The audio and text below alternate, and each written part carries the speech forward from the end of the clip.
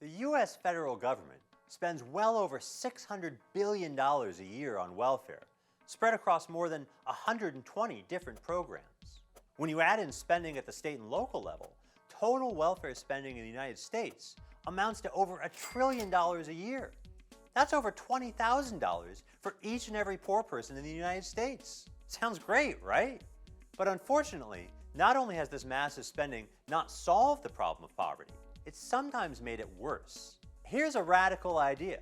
Why not scrap the current system, eliminate the 120 federal programs and their bureaucracies, and simply give the money we've spent on them straight to the people we're trying to help? Now, there's a policy that's been getting a lot of attention lately that would do exactly that. A basic income guarantee, or minimum basic income, would guarantee to each citizen an income sufficient to meet their basic needs. The money would be given regardless of whether recipients are working or not, and even regardless of whether they're willing to work or not. Now, that's a crazy sounding idea, but what's interesting is that it's managed to draw support from across the political spectrum, not just from political liberals on the left, but from some conservatives and libertarians on the right. A basic income guarantee would be less paternalistic, less bureaucratic, and more fair than our current welfare state. And here are 3 reasons why. First, a basic income is simple. It's simple to administer. Since everyone gets the same amount, you don't need a complicated bureaucracy, let alone over 120 of them. And it's simple for recipients, too. Right now, it's difficult for welfare recipients to even figure out which benefits they're eligible for.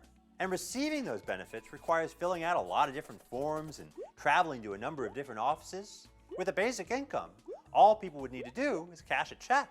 Second, a basic income gives people more freedom. Under our current system, when the government gives you housing vouchers or food stamps, you have to use those benefits on what the government thinks you need.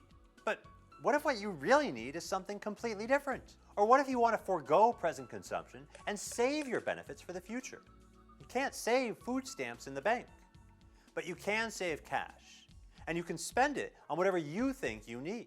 A basic income gives people the freedom to make their own decisions about how to improve their own lives. Third, a basic income treats everyone the same. Our current system gives benefits to some people, but not to others. That means we spend a lot of resources snooping around the details of people's private lives to see if they really qualify or not.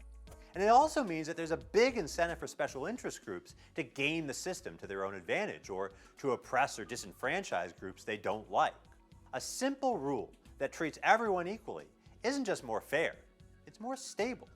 Now, supporters of a basic income disagree about a lot of things, including how much money the program ought to give, and whether it ought to be an addition to our current welfare system or a replacement for it. But what they all agree on is that a simple basic income scheme would be a dramatic improvement over our current welfare state. Maybe not the best system you can possibly imagine, but a realistic and politically viable alternative. So, what do you think? Leave your thoughts in the comments below.